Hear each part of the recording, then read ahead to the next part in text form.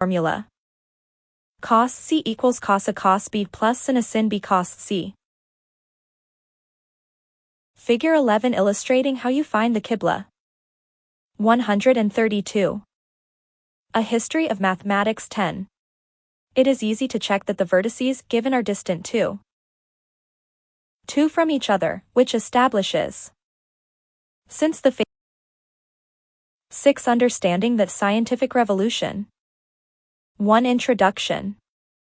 Philosophy is written in that vast book which stands forever open before our eyes, I mean the universe, but it cannot be read until we have learned the language and become familiar with the characters in which it is written.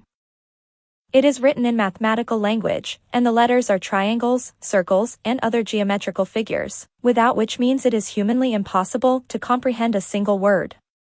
T.R. and Drake 1960, pp 183, 4.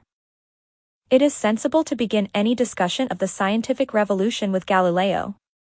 The above quotation, which has been used to excess as a description of his position, at any rate serves to link Galileo's physics with the history of mathematics. It also illustrates the role which mathematics often plays in accounts of the scientific revolution, as a language whose use transforms science, not as an object of study in itself. As a result, those mathematicians for whom physics was not an obvious interest, like Cardano and Veit, whom we will discuss later, or who were better mathematicians than they were physicists, like Descartes, receive little or no attention in the history. Our version will necessarily have to be skewed in a different direction, to the development of mathematics itself, and to its interaction with physics, questions of the role of experiment and observation, which are central to the usual history, are not really important. There were exceptional changes in the way mathematics was done between, say, 1550 and 1700, some of which are discussed in this chapter. The most notable, the calculus, is the subject of the next chapter, but it is generally agreed that by the time Descartes' geometry was published, a new mathematics had come into being, and that the works of Veit, Stevin, Descartes, and others radically changed the way in which even ordinary practitioners worked. Much of this had some relation to the wider scientific revolution, but both the question of what was new and the question of origins need to be considered with due reference to the particularity of mathematics. So let us begin by posting, as major concerns for this chapter, some questions. 1. Was there a specific mathematical revolution of the 15th to 17th centuries? If so, what was its nature? 2. How far can developments in physics and mathematics in the period be disentangled, that is, to what extent do changes in one depend on the other? 3. To what external factors should we attribute any changes in mathematics which take place? To ask our usual naive question, what is so important about the scientific revolution? Briefly, however it is defined, it is central to the narrative of Western culture and how, for better or worse, it is viewed.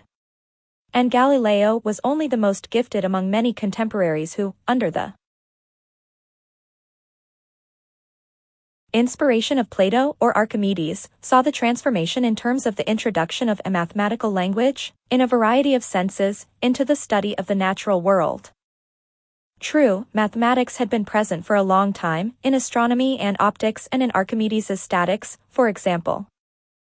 However, Galileo's statement was explicitly expansionist. You will have founded a proper science only if you have introduced the mathematics which is its hidden language. 2. Literature. In almost every preceding chapter, we have complained of the difficulty of locating sources, either primary or secondary or both. With the scientific revolution, we have the opposite problem.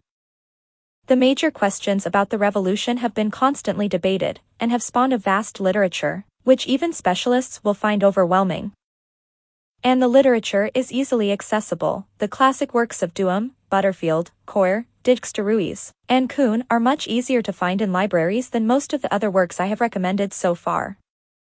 The same goes for many of the primary sources, most obviously Galileo's works. Help is at hand in the form of H. Flores Cohen's recent book. Cohen is not particularly interested in the development of mathematics, and his account is if anything too painstaking, but he does describe the major currents in the history, the authors and texts who are worth further reading. Still, the literature continues to grow, and new theses and new material are continually coming to the forefront in the discussion. The reader should be prepared to keep a number of disparate, even conflicting ideas in mind. At the same time, which is no bad thing for the historian. About the mathematics specifically, the literature is much slimmer, even for key figures like Galileo and Kepler. The mathematical work generally takes second place to the physics. The most interesting and detailed discussion is hard to recommend, dealing specifically with the algebraic aspect of the revolution. It is Jacob Klein's very dense and detailed book, a translation of a German text of the 1930s. Despite its title, the key arguments of this book center on what was revolutionary in the algebra of the period 1550-1650, and I shall be referring to them, but it is not easy to find, not very user-friendly, and underestimates the Islamic contribution. All of these criticisms are frankly acknowledged by Klein in his author's note, but the problems remain. More recently, Haddon, which draws on Klein for some key ideas, is less detailed and more polemical, but a relatively easy read. The extracts in Fauvel and Gray are helpful, and there is a special section which throws light on early modern England, which we shall not deal with, but which is worth looking at. Besides the problem of literature, we have a problem of timescale. Where do we start? The 17th century propagandists, of whom Galileo and Descartes were the most persuasive, tended to present their work as marking a clean break from a past of ignorance and sterile muddle-headed scholastic disputes. The Greeks, some of them, were precursors, to be sure, but no one else needed to be considered. This view was generally accepted as the history of science developed. As a discipline in the 18th and 19th centuries. One historian changed the situation completely, the reactionary Catholic French physicist Pierre Duhem, writing around 1900. His key works, based on a careful study of French medieval writers, as well as of Leonardo da Vinci, aimed to show that there had been high-quality scientific activity from the 13th century on, and that the Church had played a decisive role in promoting it. Furthermore, and this was his main contention, there had been no revolution. Galileo's discoveries were already present in the works of the Paris school in the 14th century, and, typically, the history of science is continuous rather than catastrophic or revolutionary in nature. The mechanical and physical science of which the present day is so proud comes to us through an uninterrupted sequence of almost imperceptible refinements from the doctrines professed in the schools of the Middle Ages. The so-called intellectual revolutions consisted, in most cases, of nothing but an evolution developing over long periods of time. The so-called renaissances were frequently nothing but unjust and sterile reactions. Finally, respect for tradition is an essential condition for all scientific progress. The fact that many historians are still committed to some version of the Duhem thesis means that a serious account of the scientific revolution needs to start sometime before, which in turn tends to lead to an overload of often disparate information from a period of several centuries, during which mathematics was used in a variety of different ways. Because the material for this chapter is rich, diffuse, and well, if unevenly, covered in various texts, we shall develop the story as a series of snapshots, or meditations on particular themes. To try for any degree of completeness would be to risk complete unreadability. 3. Scholastics and Scholasticism. Although this is an instance of an unfounded mathematical formulation of a natural law that is not valid, Bradwardine's argument is by no means destitute of historical significance. The question naturally arises as to what the scholastics did with their interpretation of Eudoxus. What use can one make of the useless? Medieval science is now taken seriously, if often with the kind of patronizing despair expressed by Dixteruys and Murdoch. Thanks to the detail in Duhem's research, it is not necessary to agree with his more extreme theses to see that the work of the period preceding Galileo cannot be dismissed out of hand. However misguided his theories and specious his arguments, he contributed more than anyone else to changing our ideas of the scientific revolution, by enforcing at the very least a serious consideration of Galileo's predecessors, even if the end result was to conclude that there was a decisive break rather than a continuous evolution. The starting point of any thoughtful history is thereby pushed back, and where, before the 16th century, one chooses to start is likely to be determined by something. 3. There is no consensus about how one uses the terms Middle Ages or medieval, and the problem is made worse by the fact that so much that is obviously Renaissance, which in some sense implies post-medieval, is also obviously medievalian period, for example, the cathedral at Florence. Or the work of Masaccio.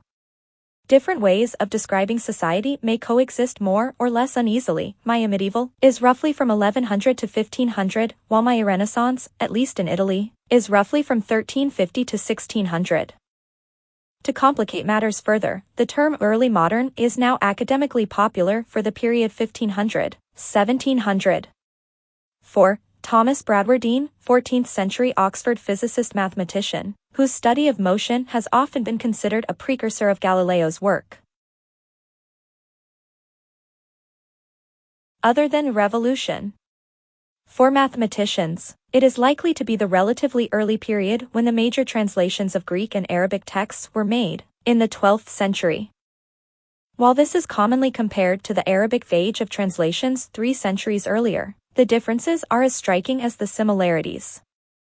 1. In the first place, the Arabic translations were centrally organized around an institution, the House of Wisdom, which was linked to the central political and religious power, the Caliph.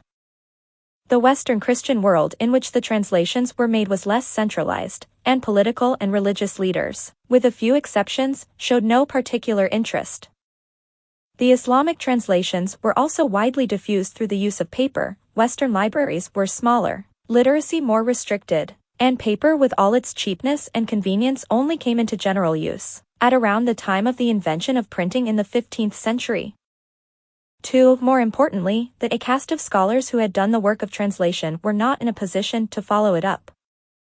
We have, more than usually, a difficulty in identifying scholars as mathematicians, and the term is hardly useful before the 15th century.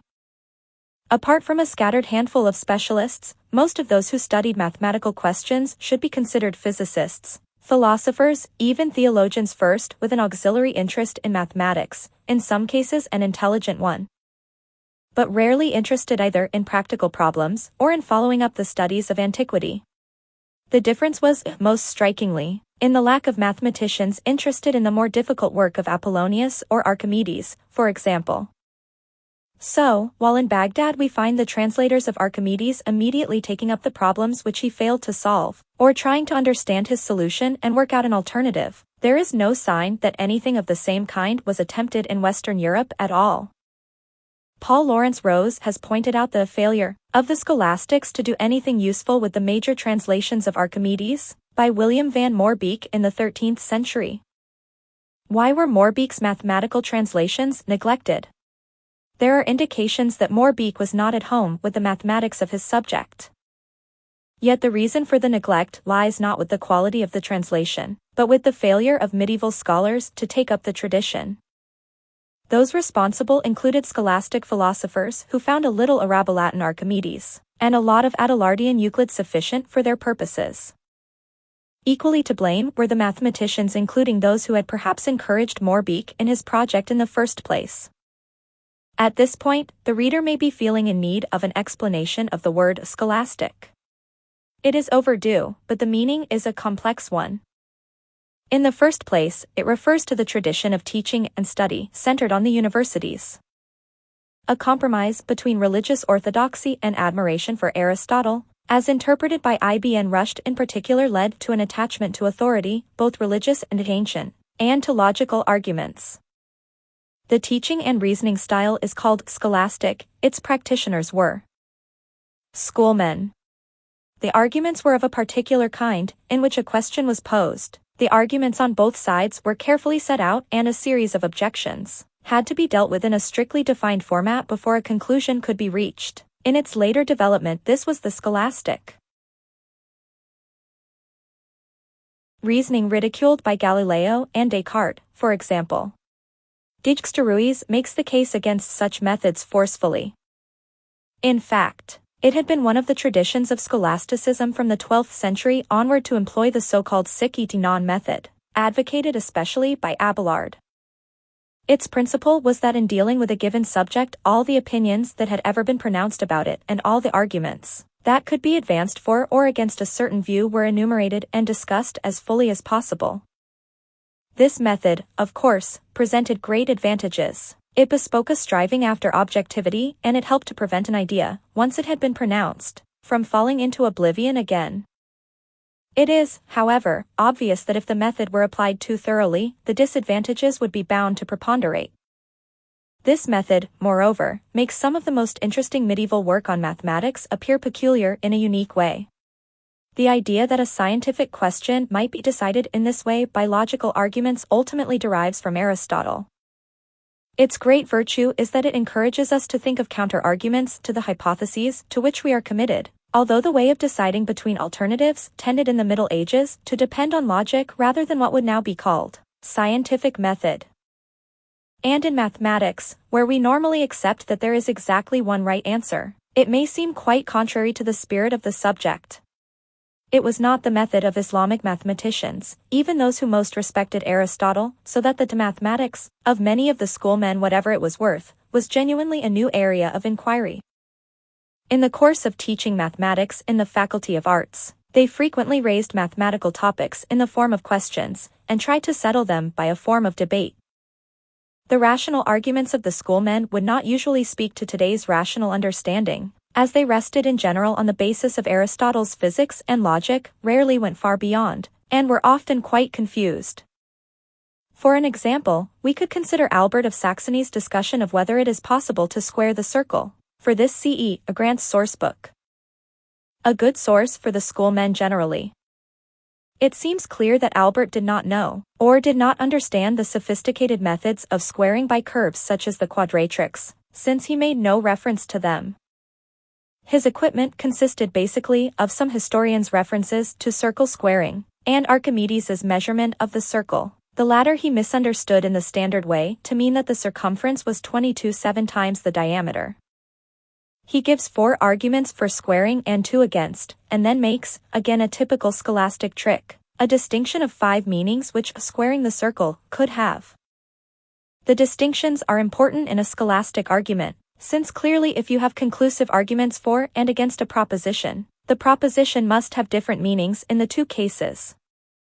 One argument for is simply that Aristotle said that it had been done by Antiphon and Bryson.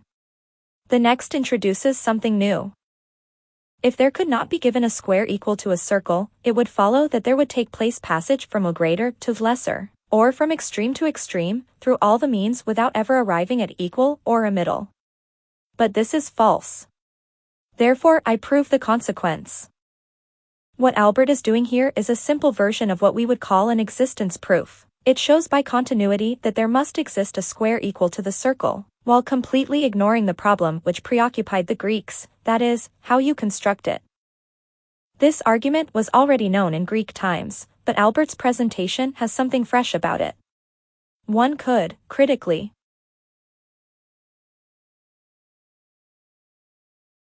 say that, however learned Albert was, he did not know very much about Greek geometry. It also shows that his ignorance, and his determination to proceed by what could be called common sense, led him to a new way of thinking about the problem. It is not strictly a modern, but it is a break with ancient tradition. Finally, he defines squaring the circle in the 5th way with respect to sense and to intellect as the usual problem, to find a square whose area is equal to that of the circle. With respect to sense, because you cannot perceive the difference, with respect to intellect, because you can prove they are the same.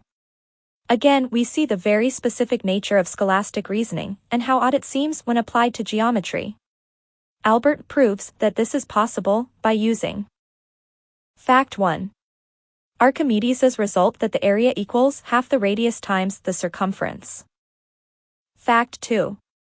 Archimedes is a formula that the circumference is 3 1/7 times the diameter. Although this is a mathematical argument, if a wrong one, the whole idea of settling the question by such a sequence of pros and cons seems to us exotic and unmathematical, and it is easy to see why later generations were to consider the mathematicians of the Middle Ages, by and large, as simply confused. However, in Albert's favor, it should be said that the Greeks had failed to produce a conclusive answer to the circle squaring problem, and that the idea of posing the alternative, not to square it, but to prove that it could not be squared, was a new one, and pointed in the right direction. This poses again the question of what might be regarded as revolutionary in science. We have a scientific practice which is unlike any that has preceded it, so it seems reasonable to describe the change as revolutionary, and if the revolution in some sense goes backwards, with a great deal of loss of content and sophistication, this is partly because the questions being studied are different. Science does not only progress, this is a modern myth, and later we shall see some alternative myths which were peddled in the 16th century. And without being completely relativist, it is clear that different societies have different ideas of what their object of study is. Our view that they are confused and/or wrong-headed should be tempered by an honest attempt to see what they were trying to do. Exercise 1. Given the two of facts above, how do you use them to square a circle? For Orsma and series. Xenon. Cruel Xenon. Xenon diali. Mostu perstisat fleshelika viber, vol itika any volpa. Zeno, cruel philosopher Zeno. Have you then pierced me with your feathered arrow that hums and flies, yet does not fly? The scholastic tradition in mathematics was, as we shall see, not the only one in the Middle Ages, but it was important. One of the best examples of new work produced by this approach is given by Nicholas Orsma. Orsma has been considered the originator of graphical representation of quantities before Descartes. A particularly good example of his thinking, and of what the scholastics could produce at their best, is given by his discussion of infinite series in his Questions super Euclidem. The role of proportion in medieval thought was extremely important, both as a tool of elementary mathematics and as a philosophical theme, but the treatment of proportion in Euclid, particularly in Book V, was a constant problem on account of its difficulty. A detailed account of this theme is given by John E. Murdoch in The Medieval Language of Proportions. See Murdoch 1963, pp. 237, 271. The particular problem of what happened when, in modern terms, one took successive proportions q, q, q, and added them had preoccupied Islamic mathematicians, because of its relation to the method of exhaustion. The point is as follows. Euclid's proposition x.1 states: if two unequal quantities be given, and if from the greater than half be subtracted, and again from the remainder, greater than half be taken, and we continue successively in the same way, then it is at last necessary that there remain a quantity less than the lesser of those given. In the Islamic tradition, the tendency was to ask, does it have to be greater than half? This was answered by Nas Bayer Aldi in Al-Tsi in his commentary. You do need Euclid's statement. There is, then, underlying proposition x.1 the idea that you continue subtracting parts as long as you need to, and that at a certain point you can stop.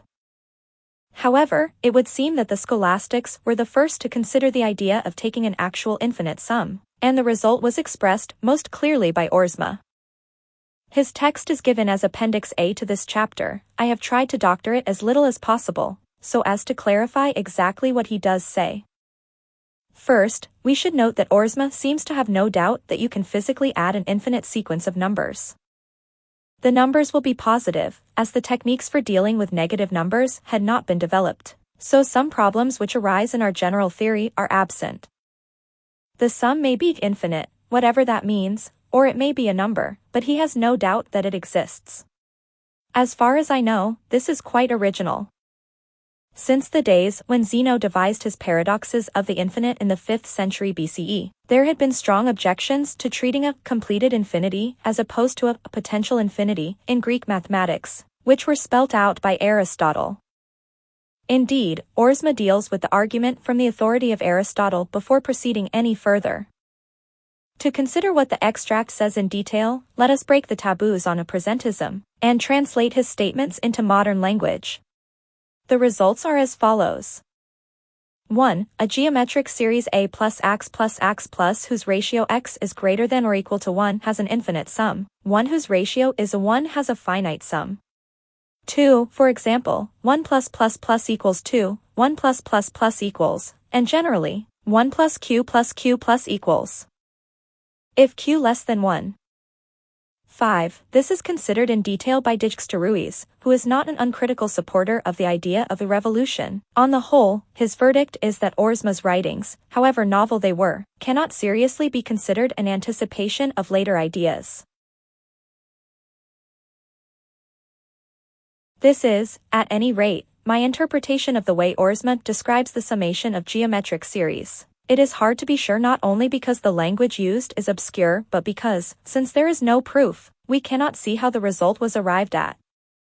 3. On the other hand, it is possible for a decreasing series to have an infinite sum, in particular the harmonic series 1 plus plus plus has an infinite sum. The proof is the usual one. On this basis, Oersma is generally credited with discovering that what is now called the harmonic series has an infinite sum, and, unless an earlier candidate turns up, this seems right. He did understand that if you continued to add s you would get sums which were bigger than any assigned number. In other words, this is a particular instance where presentism gives a reasonably accurate version. We could say that here we have a 14th century mathematician finding out facts about the convergence of series in a modern way. Having established this to our satisfaction, we would still be left with some puzzling questions. To begin with, what exactly was Oersma trying to do, and why does the context of his work look so different? And, second, why did no one else deal with similar questions? Why were his results not reproduced for so long? Certainly, there seems to be no record of a general acceptance that it is all right to use infinite sums, or of any similar use of them until much later. The answer to all of these questions seems to lie in the framework of the discussion, the old-style scholastic quaestio.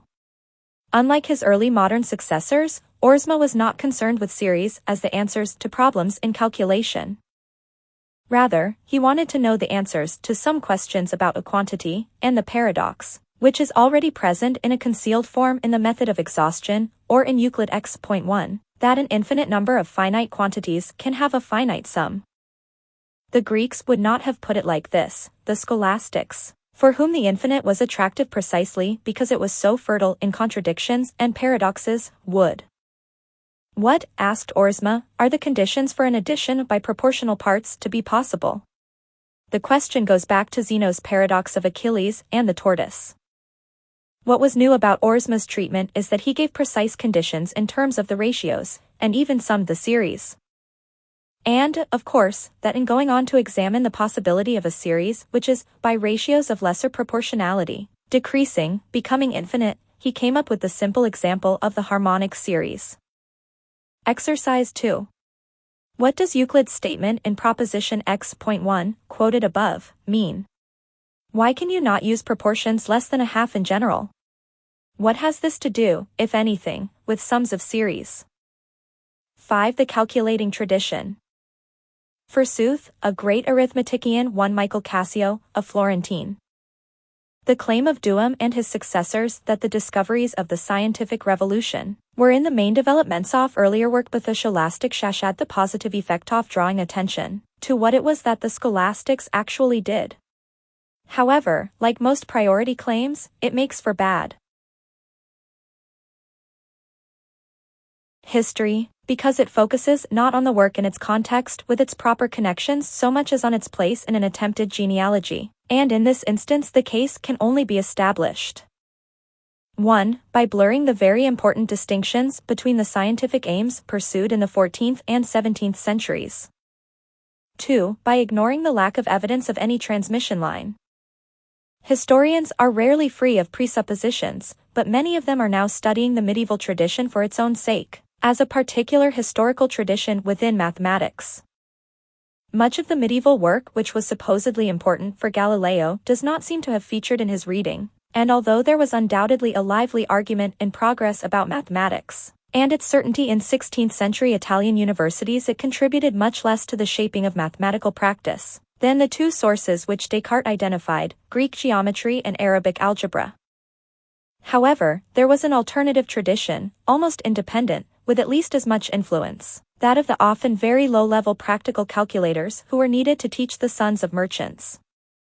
Again, we could compare the situation in Abbasid Baghdad, and again there seems to be an important difference, that in the Islamic world skilled mathematicians such as Abu al-Waf I wrote with such schools in mind, while the Western tradition seems to have been at a more basic level.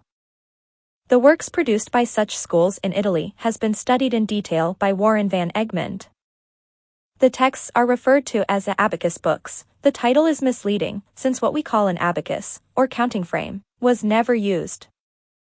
The original text, and the most serious, is one which you will often find referred to in histories, Leonardo of Pisa's Libera Bossi of the early 13th century. Leonardo was an unusually good mathematician whose distinguishing points are that he worked outside the university, that he had the good fortune to spend several years in the Arab world with his father, a Pisan merchant, and that he saw an opportunity to spread the useful things which he had learned, particularly the use of Hindu, Arabic numbers and algebra, to the practical men among whom he spent his later life. He was, in the context of the time, an intelligent student from a backward country who received a good education in what was then the metropolis, and did what he could with it when he returned. The immediate influence of the Libera Bossi seems to have been the diffusion among the Italian merchants, who had an eye for what was directly useful, as the university men did not, of the most elementary parts of the Islamic tradition. We could, then, contrast two separate borrowings from the world of Islam, the translations of learned works, Greek and Arabic, in the universities on the one hand, and the adoption of Indian numbers and simple algebra in the cities. These elements were taught in abacus schools using books, usually simplified versions of Leonardo's book and often in Italian to make them more accessible. On a smaller scale, similar works were produced in the various languages of Western Europe, English, French, German, and of course their number increased dramatically after the invention of printing in the mid-15th century. Van Egmond claims that nearly all the educated men of the Renaissance gained their basic mathematical education in schools such as these, including, for example, such notables as Leonardo da Vinci and Niccolò Machiavelli. A German printed version finds its way into that must-have. 6. This not very enlightening controversy is documented in Rivka Felte's article, The Use and Abuse of Mathematical Entities, Galileo and the Jesuits Revisited, in Macamer. Figure 1 German Arithmetic Book from Holbein's The Ambassadors. Catalogue of Renaissance Things to Own, the list of objects in Holbein's The Ambassadors. He further claims that the introduction of these schools, around 1300, was commercially driven, a result of the commercial revolution of the 13th century. This involved the increasing use of devices, some new, some perhaps adaptations from the Islamic world, such as banks, letters of credit, and bills of exchange. Later, we find more sophisticated accounting methods, leading eventually to the famous invention of double-entry bookkeeping. The reader, if not an accountant, may well wonder what this important development, which is so often referred to, is. Briefly, it consists in the practice of entering every event twice, once as a credit and once as a debit. It was in use in Genoa in 1340, and it was first properly expounded in texts in the 15th century, most famously by Fra Luca Pacioli, still considered as the patron saint of accountants. For definitions, see de Rouvre. Aux origines d'une technique intellectuelle, la formation et l'expansion de la comptabilité à partie double, in Annales d'histoire économique et sociale 9. For its relation to the introduction of the zero, to perspective and much else, see Rotman. Unlike the speculations of university men, the textbooks used in abacus schools were justified solely by their supposed usefulness. Indeed, they did not even serve the purpose of creating a privileged caste, as in ancient Babylonia. Solving equations was a skill, not a class marker. The calculating tradition is undoubtedly important, in contributing skills which were not obviously learned in the more formal context of universities. However, there seems little sign that in 200 years the abacus schools and similar institutions were responsible for innovation. Since the numerical requirements were relatively simple, the kind of sophisticated approaches to number found in Abu Kamil, Khayyam, or Al-Ash'i were not raised. The contents of the textbooks were often quite basic, the writing of numbers and how to calculate with them, a little geometry, sometimes. Algebra of the Alkhw kind and the extraction of square and cube roots were added. The problems addressed were pseudo-practical and generally solved by methods of false position which could be traced back to pre-Greek times. 1. A tree is 1-3 and 1-4 underground, and above ground it is 30 braccia. I want to know how long it is altogether. 2. A man had a denaro and another came to him and he asked, I have 1 denaro. How much do you have? And he replied as follows. I have so much that with the same amount and with 1/2 of what I have and with a quarter and with your denaro it would be 100. How much did he have? 3. How much does 87 gold florins 35s 6d earn in 2 years 7 months and 15 days at 10% simple interest? These questions make clear the new input of merchants' needs into mathematics, but also it was not so much for advanced mathematics as for facility in training. Again, the parallel with UR3 comes to mind. The abacus schools have come recently into prominence as a lowlier form of mathematics than that of the universities, but it may be that claims for their influence on the major subsequent developments are overstated. Exercise 3. Do questions 1 and 2 by the method of false position.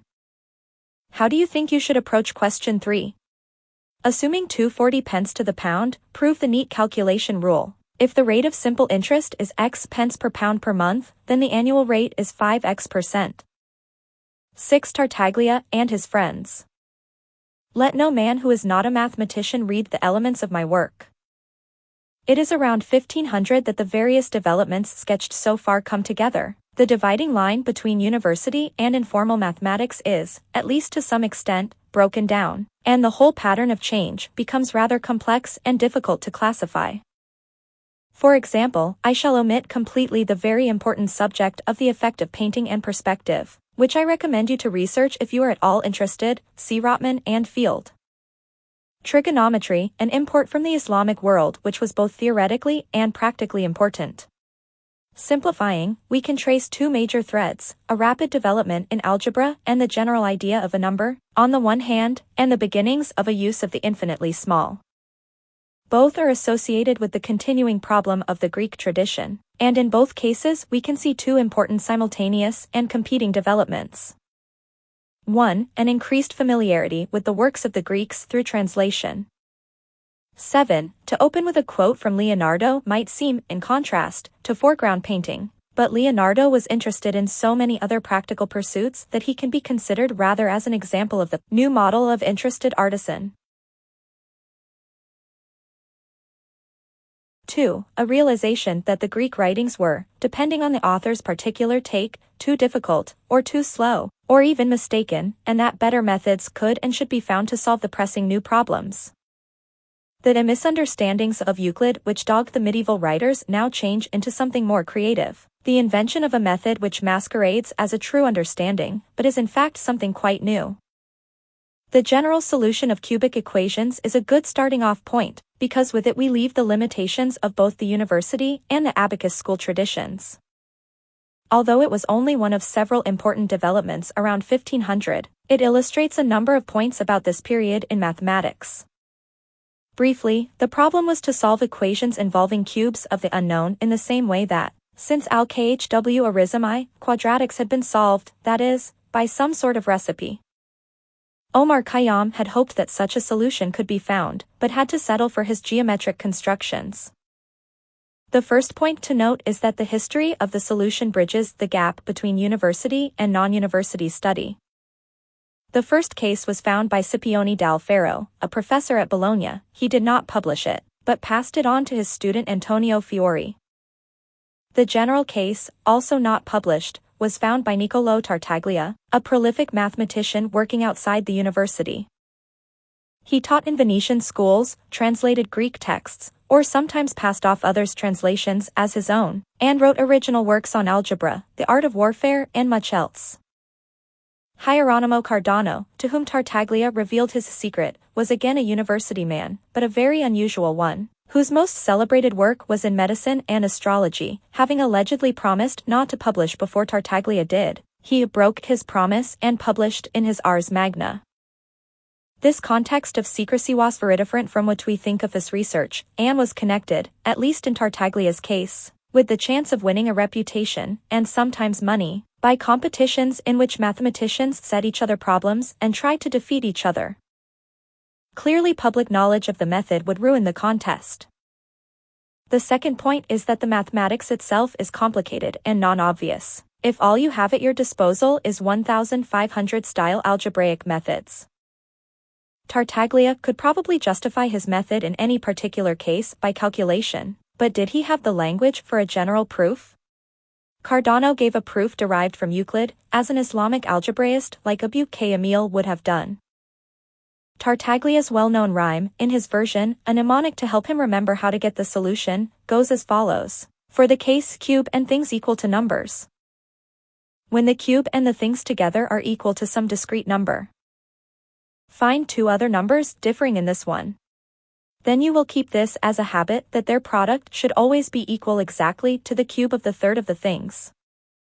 8. Although cases have occurred in more recent times, one could even mention Andrew Wiles's actions on the proof of Fermat's last theorem. The remainder then, as a general rule of their cube roots subtracted, will be equal to your principal thing. The point about the solution of the cubic is that it extended the simple reckoner's algebra beyond its capabilities, if not for any obviously useful purpose. One of the problems set by Fiori to Tartaglia in their 1535 contest sounds very much in the reckoner's tradition. However, it belongs in the category of problems which are practical only in appearance. One cannot imagine it being the answer to a merchant's needs. A man sells a sapphire for 500 ducats, making a profit of the cube root of his capital. How much is this profit? This is the equation cube and thing equal 500, or as we would say, x plus x equals 500. How were such solutions written in the 1530s? Tartaglia's exposition in his published letter of April 23, 1539 to Cardano gives the answer, in a question which he seems to have chosen particularly to display his ability to deal with difficulties. And if it were 1 cube plus 1 thing equal to 11, it would be necessary to find two numbers or quantities such that one is 11 more than the other, and that the product of the one by the other should be 27, that is the cube of the third of the things. Whence operating as above it will be found that our thing is our u. Cube are 31,108 plus 5 minus our u. Cube are 331108 minus 5 and not other. The u in the above is for a universal, the whole means simply cube root. R is a common sign for root at this time. We can recognize Tartaglia's solution, in our notation, as 3. 31,108 plus 51 2. 31,108 51 2. And we can complacently note how much Tartaglia missed the use of brackets in particular, as well as many other improvements in notation which were introduced in the next century. In any case, it seems that the arrival of formulae of this complexity meant that both the writing of algebra and the way in which numbers themselves were thought about needed radical change, and that is what happened. This, at any rate, is Jacob Klein's thesis. While, however, the algebra which is Arabic sources is continually elaborate in respecto techniques of calculation, for instance by the introduction of a negative, irrational, and even so-called imaginary magnitudes, by the solution of cubic equations, and in its whole mode of operating with numbers and number signs, its self-understanding fails to keep pace with these technical advances. This algebraic school becomes conscious of its own scientific character and of the novelty of its number concept only at the moment of direct contact with the corresponding Greek science, that is, the arithmetica of Diophantus. It is probable that Klein did not know of the abstract algebra of Al-Kharajai, Al-Samuel, and Shar Afld in Al-Tsi, and that he did know that Diophantus was available to the Islamic world. He also seems to have given a lesser weight to the very influential introduction of decimal fractions, which made it possible at least to think of approximating roots, and even numbers like pi, as closely as one liked. We have looked at the question of their invention in Chapter 5, in Europe. The most significant event was Stevine's propagandist work. Here there is a possible debt to the Islamic world, specifically to al-Ash'i, but we are in need of further evidence. However, even given the various possible lines of transmission from Islamic mathematics, an analysis of what happened in the 16th century must take into account not just its influences, but its own particular momentum and early modern ideology. Stavine was an early enthusiast for decimalization, who hoped to replace both astronomers' numbers and the confused systems of measurement with which surveyors were faced. And the surveyor, or landmeter, is not ignorant of the troublesome multiplication of rods, feet, and oftentimes of inches, the one by the other, which not only molests, but also often causes error, tending to the damage of both parties. He also was responsible for producing tables of compound interest, in which again decimals simplified the task tremendously.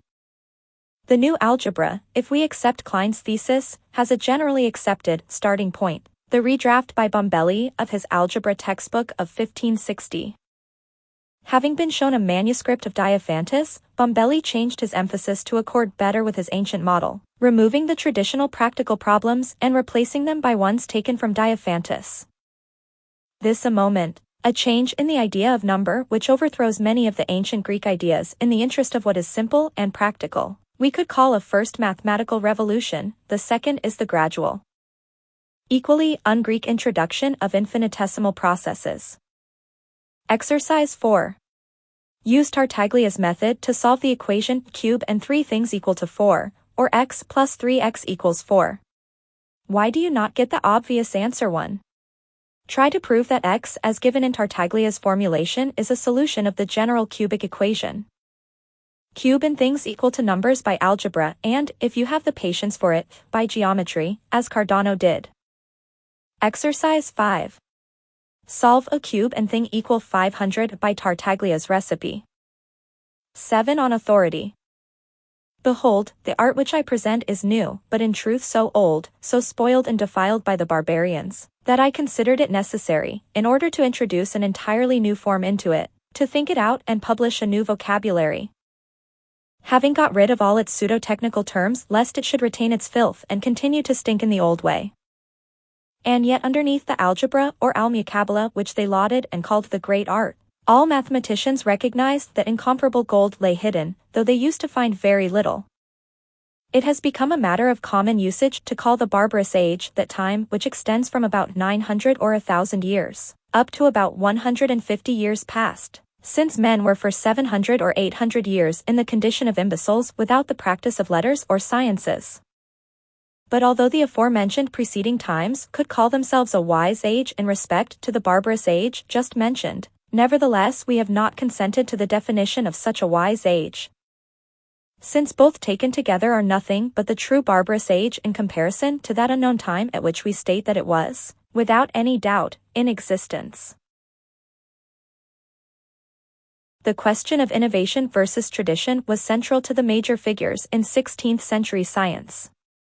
If one considered the scholastic tradition a barrier to science, which of the Greeks did one call on to contest it?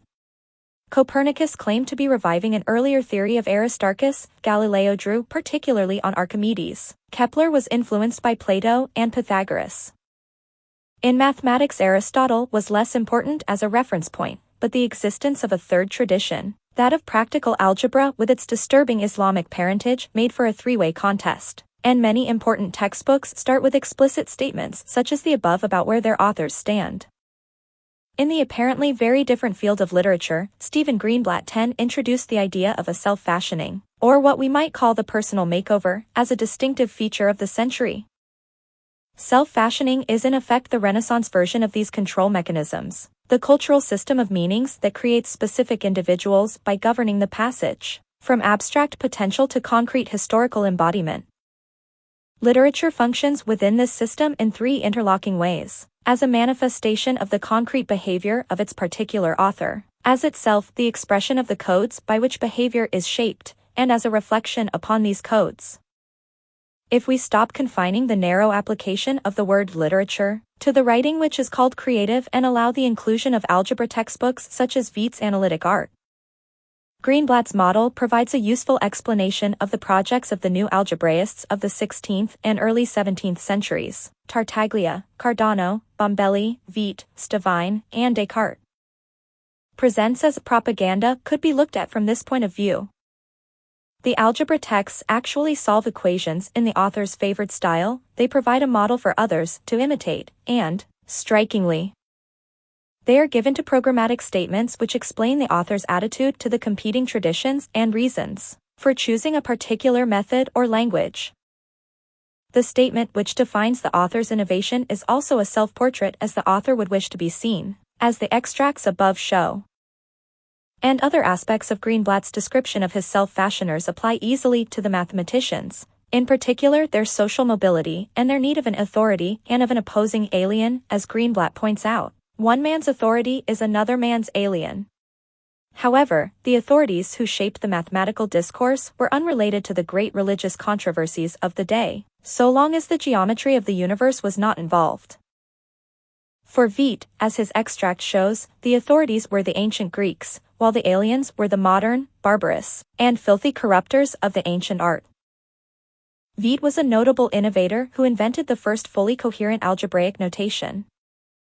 His contradictory claims are characteristic of modernizers of the time. Renewal, as is implied in the term Renaissance, has to be presented as rediscovery. 11. His book is hard to read, partly because of the notation, and partly because he invented a new language of procedure, borrowing words from the Greek to describe his methods in solving problems. A language which no. 10. The founding father of new historicist criticism. C. 1 afterwards adopted. Perhaps for this reason, you will find no extracts in Fauvel and Gray which show how he worked. Here, then, is one in its original form. Book 2 Zetetic 17. Given the difference between the roots and the difference between their cubes, to find the roots. Let B be the difference between the roots and D solid the difference between the cubes. The roots are to be found. Let the sum of the roots be E. Therefore E plus B will be twice the greater root and E be twice the smaller. The difference between the cubes of these is B and E squared 6 plus B cubed 2, which is consequently equal to D solid 8. Therefore, solid 4B cubed B3 equals E squared. The squares being given, the root is given, and the difference between the roots and their sum being given, the roots are given. Accordingly, the difference of the cubes quadrupled, minus the cube of the difference of the sides, being divided by the difference of the sides tripled, there results the square of the sum of the sides. If B is 6, D solid is 504, the sum of the sides 1n, 1q equals 100. Notes. A zetetic is Veit's word for a method of finding out. In his notation, the roots are lines, so the sum of their cubes is a solid, which is why he calls it D solid. His rule is that you must always keep track of the dimensions of quantities and not set lines equal to solids. For example, B and D solid are denoted by consonants, because they are known, while E is a vowel, because it is unknown. Numbers come after the letters, so that E squared 6a means what we would call 6e. What comes out of this, and many other examples like it in the analytic art, is not an outstandingly difficult result. It is a systematic treatment of algebra in which the objects being manipulated are letters, which stand not for natural numbers, but for quantities, and in which the proof is not by geometry. In Veit's example, B is 6 and D solid is 504, so that E is 100, and E is indeed a whole number 10. But it is clear that a different choice would lead to an irrational answer, and that nothing in the method restricts answers to being whole numbers, or to being numbers at all. It is this which leads Klein in particular to give Veit such a high value. But above all, and it is this which gives him his tremendous role in the history of the origins of modern science, he was the first to assign to algebra, to this ars magna, a fundamental place in the system of knowledge in general. From now on, the fundamental ontological science of the ancients is replaced by a symbolic discipline whose ontological presuppositions are left unclarified. Here, then, is the germ of Russell's mathematics is the science in which we do not know what we are talking about, and its extension to physics via the definition of occult quantities, from Newtonian force to atomic spin, whose importance is not that they can be measured but that they can enter into equations. This is a great deal to ascribe to the work of a lawyer whose introduction of letters, if we are to believe his English interpreter Thomas Harriot, was inspired by the similar language of legal case studies. Point 12. It might be more reasonable to say that, following the rediscovery of Diophantus, such a transformation was in the air. Stevine by contrast appears as more practical, as can be seen from his biography. He was also more self-consciously innovatory. The quotation above shows his disregard for the Greeks, and his belief in a lost program of science from an earlier wise age. This was not completely eccentric, and was shared by a number of his contemporaries. Among the most important inheritances of the wise age, in his view, was the decimal system of writing numbers, and his role in promoting decimal fractions is undoubtedly related to that. When, in La Dime, he gives the result of a division by 3 as a decimal with as many 3's after the point as you like, he has finally grasped a fact which seems to have eluded the Babylonians: the existence of repeating decimals and their necessity. 13. In his Arithmetique, he set out a deliberately controversial view on numbers. The orthodoxy, transmitted in a confused way by the medieval schools from the Greeks, was that numbers were not magnitudes, that fractions or parts of a number were not numbers, and that a 1 was not a number since it was the origin of number. How widely these statements were believed in practice is uncertain, but Stevine enjoyed demolishing them, suggesting that those who denied that parts of a unit were numbers were denying that a piece of bread is bread. He concludes by a statement of theses: 1 is a number, there are no absurd, irrational, inexplicable, or surd numbers, and so on. Both Veit's and Stevine's viewpoint can be seen as contributing to the way that mathematics shapes our view of the world today. If we think of the law E equals mc as an essential equation irrespective of the values of E, m, and c, we are following Veit. While if we consider its use in telling us what happens when we substitute particular values of m and c, we are following Stevine. Exercise 6. Prove Veit's formula for the difference of cubes. It is of course easiest to modernize at least partly in your working, and deduce the formula for E squared. 8. Descartes. I have constructed a method which, I think, enables me gradually to increase my knowledge and to raise it little by little to the highest point which the mediocrity of my mind and the short span of my life will allow it to reach. I have spent some time describing the ways in which a modern outlook on numbers can be traced back to the late 16th century. The texts in which the work is done do not look modern, because they are written in a language which is in transition between that of the medieval world and our own. Descartes' geometry, on the other hand, looks modern and is relatively easy to read, for us. His contemporaries found it difficult, because new. This is because he had the good fortune to invent the common notation of modern algebra. Of course, this could be looked at another way: if his terminology has stayed with us, it is because he had the intelligence to devise one which was clear and easy to use.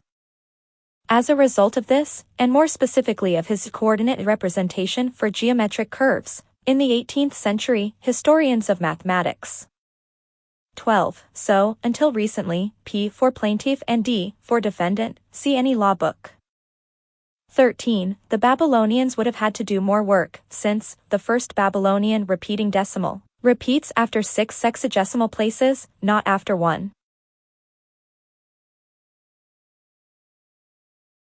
Considered Descartes the revolutionary who had freed them from bondage to the tedious methods of the ancient Greeks, by reducing hard geometric problems to simple algebraic ones.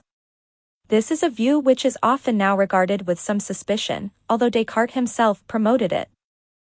I have given these very simple to show that it is possible to construct all the problems of ordinary geometry, by doing no more than the little covered in the 4 figures that I have explained. This is one thing which I believe the ancient mathematicians did not observe, for otherwise they would not have put so much labor into writing so many books in which the very sequence of propositions shows that they did not have a sure method of finding it all, but rather gathered together those propositions on which they had happened by accident. It is noteworthy that Descartes here is not claiming to be rediscovering an ancient technique. In fact, the simplicity of his methods, he claims, is a proof that the ancients did not have them, or they would have found his results. It is sometimes claimed that he was unoriginal, the graphical representation came from Oersma, and the algebra from Veit. Descartes did acknowledge his debt to Veit, specifically defending himself against charges of difficulty by claiming that he supposed his readers to be familiar with the analytic art. 14. In any case, his project was different and specific, the relation of geometry and algebra. A standard modern textbook criticizes Descartes for not being more practical. Our account of Descartes' geometry should make clear how far removed the author's thought was from the practical considerations that are now so often associated with the use of coordinates. He did not lay out a coordinate frame to locate points as a surveyor or a geographer might do, nor were his coordinates thought of as number pairs. Law geometry was in its day just as much a triumph of impractical theory as was the conics of Apollonius in antiquity. This criticism is interesting, but, I think, misplaced. Coordinate geometry even today is not intrinsically practical. Even the statistician who studies whether points in a scatter graph lying near a straight line y equals x plus b, let alone the geometer who wishes to picture the curve y equals x plus x, are not thinking as surveyors or geographers. On the other hand, for some practical tasks, the new ideas were very well adapted, as Newton and Leibniz were to understand. Galileo takes a great deal of trouble to establish using Apollonius conics that a projectile describes a parabola, a fact which follows very easily by finding its equation, and while Descartes does not deal with results of this kind, they are simplified and clarified by using the methods which are to be found in his book. To see this, and to see how, unlike Veit, he avoided the Euclidean heritage of formal definitions, propositions, and proofs, I have given the basic construction in which coordinates first appear as Appendix B. The idea is to draw a curve by using a simple-minded machine, and to find the equation of the curve. The description of the machine seems more complicated than it is in practice, and the derivation of the equation is not hard. At the end, the curve is said to be of the first kind, by which Descartes means a conic section, the reason being that its equation is of the second degree in x and y. Note that the use of machines for drawing curves could be seen as a typically practical Renaissance innovation, but like much else, it has a long heritage, both Greek and Islamic, though neither is acknowledged by Descartes. However, besides inventing a new method and a new notation, Descartes was introducing a new style of writing mathematics, which was also to have considerable influence. All previous books in 1.510.500 0.5 1 1 0.5 0.5 1 1.5 0 0 Figure 2 graph of a cubic curve. Europe, even those of Stevine, had been formally set out either on the Greek model or on the model of the abacus schools, which was also to some extent that of Diophantus and of the Chinese. It could be said that the same structure underlies the geometry, but the whole is absorbed into a smooth narrative which appears to lead on without a break from one discovery to the next, pausing for comments, explanations, or excuses for avoiding them. But I shall not stop to explain this in more detail, because I should deprive you of the pleasure of mastering it yourself, as well as the advantage of training your mind by working over it, which is in my opinion the principal benefit to be derived from this science. The nearest approach to this scheme is Kepler's Astronomia Nova, which purports to be an account of his struggles to discover the laws of motion of the planets. The latter, however, is a story of discovery, while law geometry is an account of how the reader should proceed. The novelty lies in the euga of the sentence quoted above, the reader can be addressed, not in the imperative, as a teacher addresses a student, but as an intelligent equal. The fact that his contemporaries found the geometry difficult may help us, all the same, to guard against an unhistoricist approach to his work. We read it from a perspective in which, on the whole, the translation from curves to equations and back is a familiar one. Descartes was making a major innovation, and clearly he did not explain it as well to a 17th-century audience. As he hoped, its absorption took time, although only 20 years later young Isaac Newton was already finding Descartes more congenial than Euclid. 9 Infinities. Nature is an infinite sphere in which the center is everywhere, the circumference is nowhere. Pascal 1966, page 89. But let us remember that we are dealing with infinities and indivisibles, both of which transcend our finite understanding, the former on account of their magnitude, the latter because of their smallness. Around 1600, more or less independently of the work in algebra, we see the first systematic use of the infinite in European mathematics. By mid-century it was becoming frequent, and Pascal, a mathematical mystic, used it in a number of metaphorical statements, as well as in an early version of the calculus. The impetus seems mainly to come from physical applications, and from a recognition that infinities in some sense underlie Archimedes' work, although it may be necessary to be more careless than he was in what one allows. And indeed, in these early stages of what later becomes the calculus, there is a general sense of exploration, of trying out statements to see how they sound, and of a loosening rather than a sharpening of definition. While there are certainly traces in Stevine's work, the most interesting introduction is in Kepler's Astronomia Nova, which presents itself as the account of the various false trails he followed until his final discovery of his famous planetary laws. Any analysis of such a complex text as the Astronomia Nova is contestable, but the broad lines seem persuasive enough. Kepler was faced by a new problem almost from the beginning. Both Ptolemy and Copernicus explained the motion of planets, Mars in particular, as being composed of uniform motions in a circle around a point which was not the real center but a point in empty space, the equant. 15. The advantage of such a scheme is that it is relatively easy to calculate using uniform motion in a circle. A modern physicist would point out that this is unphysical, in that one is postulating a force linking the planet to the equant, where there is no matter. Kepler's version of this, which stemmed from his own ideas on planets, was that the souls which animated them could perfectly well perceive the sun and its distance and adjust their movement accordingly, but it was unreasonable to suppose them capable of perceiving the equant. He therefore had to suppose that motion was dependent on distance from the sun, and slowed down when the planet was further. At this point we have two problems about velocity. The first is the old question of whether Kepler or his contemporaries could define, or even think of, velocity at an instant, as we register at an instant that a car is traveling at 45 miles per hour. It has been suggested that Th ibn Kura and al-Bir I used such an idea, but it does not seem to have been in general use among Islamic astronomers. The first steps towards understanding what this might mean were taken by Galileo, see below.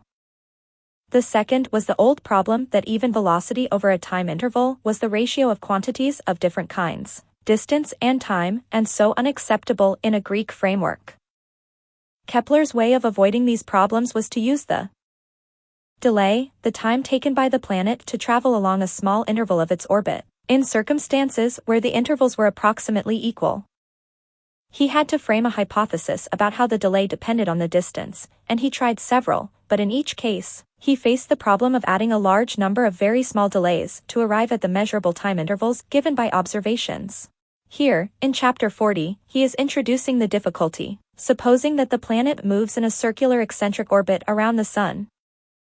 Since, then, the delays of the planet in equal parts of the eccentric are in the inverse proportion to the distances of those parts, but the individual points are changing their distance from the excenter all around the semicircle.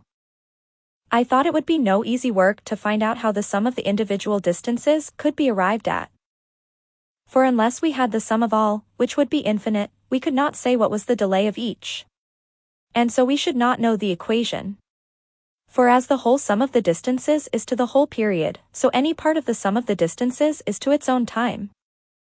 For I remembered that once Archimedes also, when he was seeking the proportion of the circumference to the diameter, divided the circle into an infinite number of triangles, but this scheme was hidden by his proof by contradiction. Hence where before I had divided the circumference in 360 parts, now I cut the plane of the eccentric in as many lines from the point from which the eccentricity was computed. 15. Even this is a serious oversimplification of the system of epicycles and equants which both needed points which were occupied by no real bodies, but whose rotation was a necessary part of the description of the phenomena, the observed motions. F. Figure 3 Kepler's diagram from Astronomia Nova. This is a relatively early stage in the research. Kepler is still following a wrong theory, and finds a result which fails to agree with his data. And even before this he has to adjust his method because his ideas on summing triangles do not work out. However, he has made a very bold statement about Archimedes, that his proofs by contradiction are a way of concealing infinite methods. This is not what the ancient Greek texts say, and it did not conform to the orthodox view of them in Kepler's time.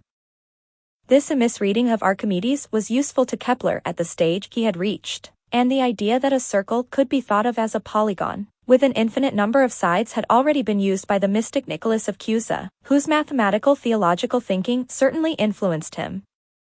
It recurs in his work on the measurement of wine barrels, which I reproduce in Appendix C. There the recourse to the infinite is justified as simply being quicker. 10 Galileo. Sagr. But I, Simplicio, who have made the test, can assure you that a cannonball weighing 100 or 200 pounds, or even more, will not reach the ground by as much as a span ahead of a musket ball weighing only half a pound, provided both are dropped from a height of 200 cubits. And so, finally, we return to Galileo as innovator or revolutionary, he who overthrew the authority of Aristotle by appeal to experiment. As we have already suggested, Galileo, however committed he was to mathematics as the language of the universe, was mathematically on the conservative side. Despite learning from the artisans of the Venetian shipyards and writing his major works in the vernacular, he continued to grind out propositions in the Euclidean style whose proof was by appeal to classical geometry. His two major works are valued as brilliant examples of Italian literary style. The dialogue on the two major world systems and the discourses on two new sciences are both cast in dialogue form and full of artful reasoning and rhetoric. Title. In the text here we refer to it as the Discourses. His Euclidean bent may seem strange, given the importance which he is often given as the inventor of instantaneous velocity, since that idea at least would seem to need the infinitely small to define it, as the ratio of infinitesimal distance to infinitesimal time, say. However, it relates to his extreme reverence for Archimedes as a true scientist in opposition to Aristotle. The infinitely small is perhaps present as a subtext of his discussions of motion in the two texts. However, they tend to be concealed by a vague description of velocity as at the degree of swiftness. We know what it is if it is uniform, as he often says, but that is not really the point. The following exchange shows how, and with how little clarity, the infinite was introduced. Sagr. 16 A great part of your difficulty consists in accepting this very rapid passage of the moving body through the infinite gradations of slowness antecedent to the velocity acquired during the given time. Salv. The moving body does pass through the said gradations, but without pausing in any one of them. So that even if the passage requires but a single instant of time, still, since a very small time contains infinite instants, we shall not lack a sufficiency of them to assign to each its own part of the infinite degrees of slowness, though the time be as short as you please. It has been pointed out by those who favor Duham's thesis that uniformly accelerated motion was already introduced in the 14th century, and that Galileo's key result was also known. The crucial contribution which Galileo made was the observation, which was confirmed by his experiments, that free fall was uniformly accelerated. This, with the related deductions, set him quite apart from the 14th century discussions of uniformly accelerated motion in general, however much he may have drawn on them. For the Oxford men, speed was of a quality whose intensity could vary, and the difficulties about instants of time which worried Galileo's characters seem not to have arisen. The fact that Galileo did return repeatedly to the infinitely large and small, with varying degrees of sophistication, shows an increasing feeling that a defense was needed. Galileo, better than most others, realized the pitfalls of reasoning with the infinite. In the first day of the Discourses, he devotes a long digression to the subject. Can one divide a continuum into an infinite number of pieces? Why can one use a limiting argument to show that a circle and a point have the same volume, although the circle is clearly much bigger? His classic example is the first instance of what, many years later, would be called a 1-1 correspondence between infinite sets. I have given it as Appendix D. The conclusion tends to a sensible caution: one cannot use the terms equal, greater, or a less for infinite quantities. A great deal of such caution, which derived partly from Galileo's respect for the Greek tradition, had to disappear for further progress to be made. 16. Both works are presented as dialogues between three parties: Simplicio, who is the mouthpiece of Aristotelian views, Salviati, who represents Galileo himself, and an intelligent arbiter Segreto, who tends to raise objections, while seeing the force of Galileo's arguments. Appendix A. Next we inquire whether an addition to any magnitude could be made by proportional parts. First, it is argued that it cannot be, since then it would follow that a magnitude could be capable of being increased to an actual infinity. This consequence contradicts what Aristotle says in the third book of Physica and also Campanus's statement, where he distinguishes between a number and a magnitude, in that a number can increase indefinitely and not decrease indefinitely. But the reverse is true of a magnitude. Proof of the consequence: from the fact that the addition takes place indefinitely, it follows that the increase too takes place indefinitely. Against this it is argued, anything that is taken away from one magnitude can be added to another. It is possible to take away from a magnitude an infinite number of proportional parts. 17. Therefore, it is also possible to prove that it can be increased by an infinite number of parts. This is the only argument against the possibility of addition, and follows fairly closely the quaestio structure with its objection, reference to authority, and so on. Notice that Aristotle's authority is cited in argument, but is not treated as conclusive. In fact, the counter-arguments override it. After this, Oersma goes in more detail into the mathematics at issue, beginning with some definitions of types of ratio, which I omit. Secondly, it must be noted that if an addition were made to infinity by proportional parts in a ratio of equality or of greater inequality, the whole would become infinite. If, however, this addition should be made in a ratio of lesser inequality, the whole would never become infinite, even if the addition continued into infinity, as will be declared afterward. The reason is because the whole will bear a certain finite ratio to the first assumed to which the addition is made. Here follow some definitions on fractions.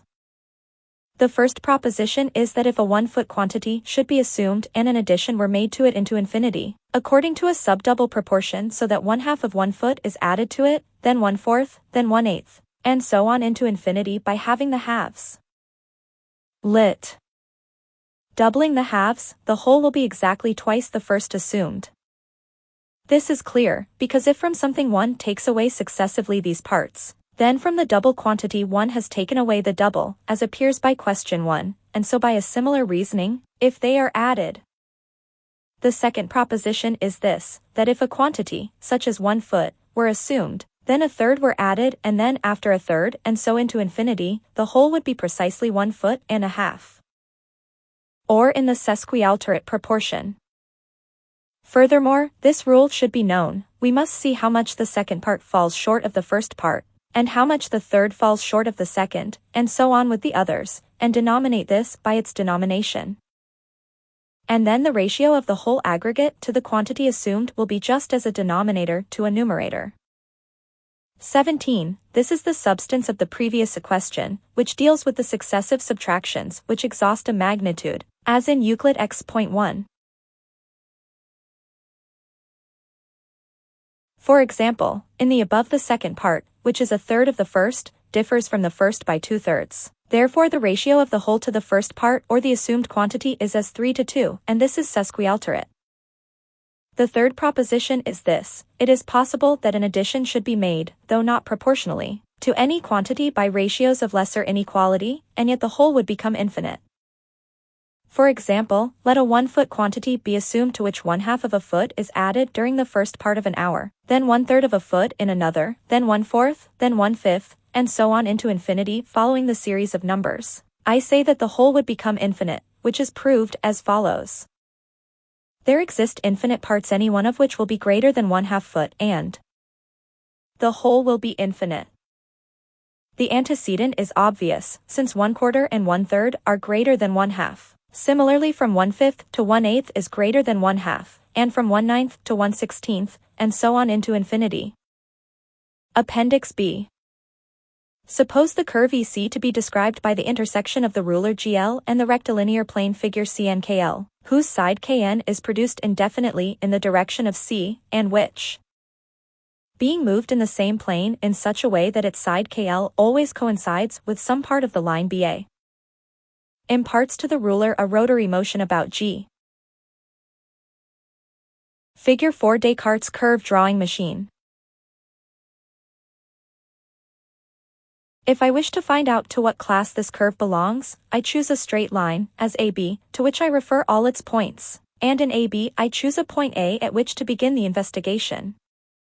I say to choose this and that, because we are free to choose what we will, for, while it is necessary to use care in the choice in order to make the equation as short and simple as possible, yet no matter what line I should choose instead of AB, the curve would always prove to be of the same class. A fact easily demonstrated. Then I take on the curve an arbitrary point, as C, at which we will suppose the instrument applied to describe the curve. Then I draw through C the line CB parallel to GA. Since CB and BA are unknown quantities, I shall call one of them Y and the other X. To the relation between these quantities I must consider also the known quantities which determine the description of the curve, as GA, which I shall call A, KL, which I shall call B, and NL parallel to GA, which I shall call C. Then I say that as NL is to LK, or as C is to B, so CB, or Y, is to BK, which is therefore Y. Then BL is equal to YB, and AL is equal to X plus YB. Moreover, as CB is to LB, that is, as Y is to YB, so AG or is to LA or X plus YB. Multiplying the second by the third, we get a BIOB equal to XY plus YY by, which is obtained by multiplying the first by the last. Therefore the required equation is YY equals psi CX BY plus IAC. From this equation we see that the curve EC belongs to the first class, it being in fact a hyperbola. Appendix C. 1615. Since the wine barrels are made up of the circle, the cone, and the cylinder, which are regular figures, they are suitable for geometrical proofs, and I shall gather these together in the first part of this investigation. Since they were investigated by Archimedes, to read a part of his work is enough to delight a lover of geometry. For absolute proofs which are exact in every number can be sought in these same books of Archimedes, if anyone is not frightened by the thorny reading of them. However, we can pass the time in certain regions which Archimedes did not reach, and even the wiser readers can find things to please them there. Theorem I. First we need to know the relation of the circumference to the diameter. And Archimedes taught. The ratio of the circumference to the diameter is very near to the ratio which the number 22 has to 7. Figure 5 Kepler's picture of the circle, the straight line, and the infinitely small subdivisions. Theorem 2. The area of a circle compared to the square of its diameter has the ratio approximately 11 to 14. Archimedes uses an indirect demonstration, which leads to a contradiction, about which many authors have written much. But I think the meaning of it is this. The circumference of the circle BG has as many parts as it has points, say an infinite number, and of these any two may be regarded as the base of an isosceles triangle of side AB, so that inside the area of the circle there are to be found infinitely many triangles, all coming together at a common vertex A, the center. Let the circumference then be extended to a straight line, and let the length BC be equal to it, and AB perpendicular to BC. Then the bases of these infinitely many triangles are imagined as lying on one straight line BC, arranged next to each other. Let one little base be BF, and let it be equal to CE, and join the points F, E, C to A. Since the number of triangles ABF, AEC are the same on the straight line as in the circle, and the bases BF, EC are equal, and they all have the same height BA, which is also the height of the sectors, the triangles EAC, BAF will have the same area, and any one will equal a sector of the circle. And since they all have their bases on the straight line BC, the triangle BAC, which is made up of all of them, will be equal to all the sectors of the circle, that is to the area of the circle consisting of all of them. This is what Archimedes wishes to prove by contradiction. The point is this. For Archimedes, you prove that the area A of BG is not greater than, by supposing it is greater. Since the perimeters of circumscribed polygons are as near as you like to the circumference of the circle, this means that for some such polygon P, A is greater than. But this is the area of P, which must be greater than the area A, see Fig. 6. Kepler is saying, if you choose the polygon to have an infinite number of infinitely small sides, then it is already equal to the circle, its perimeter is the circumference, and you can avoid the tedious proof by contradiction. What could go wrong in this procedure?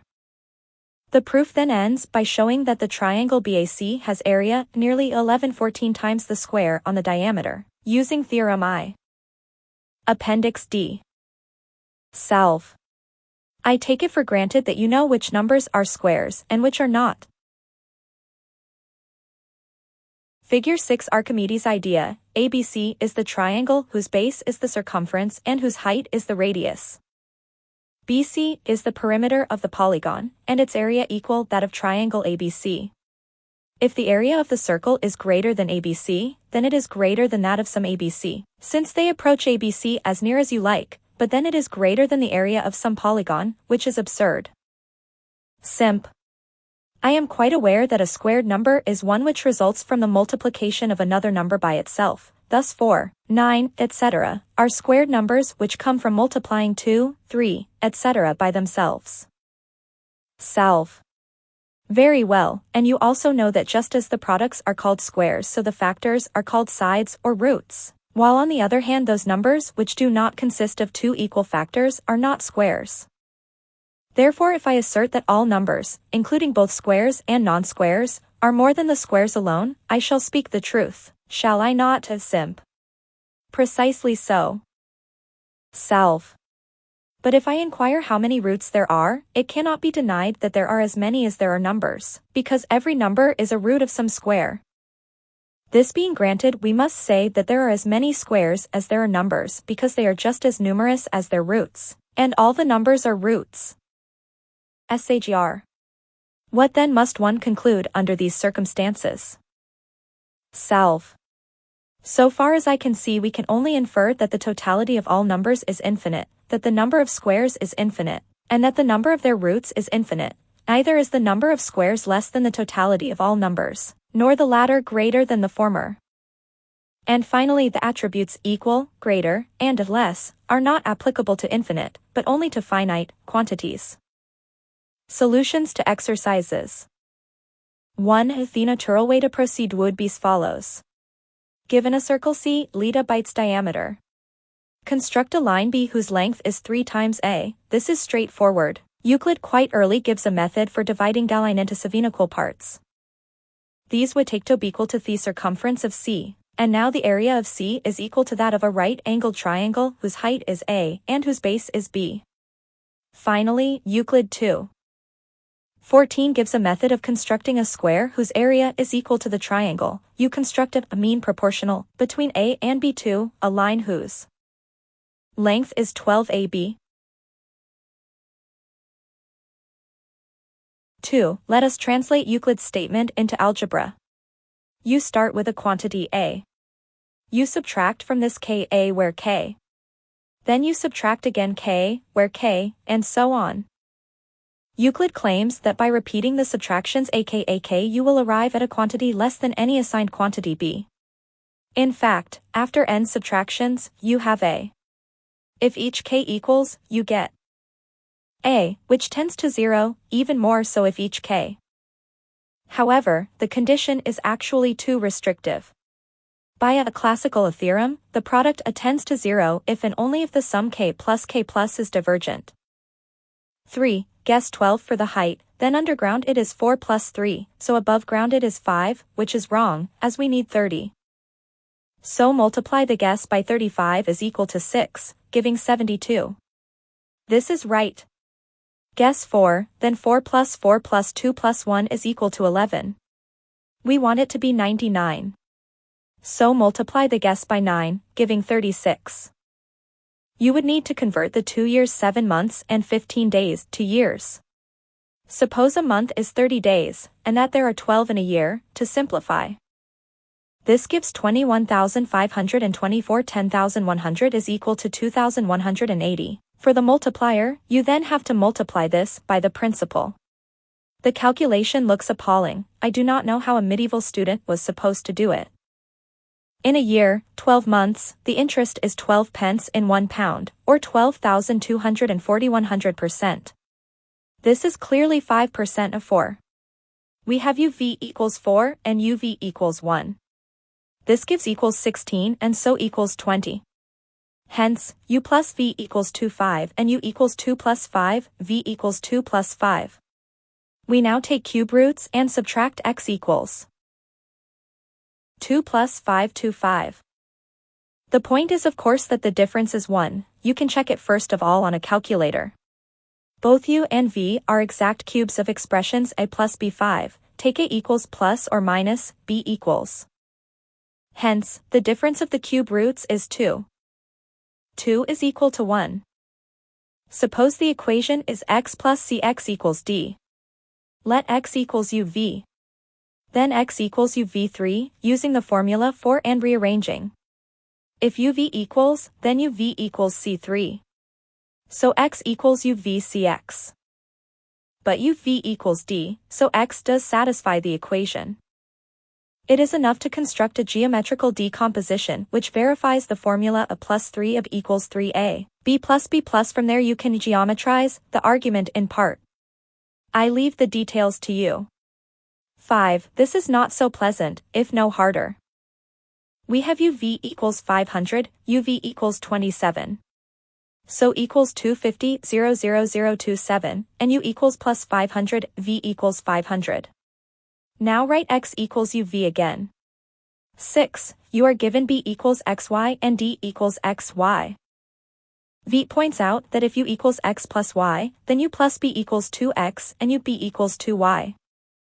Now equals 6ub plus 2b by expanding the brackets and subtracting.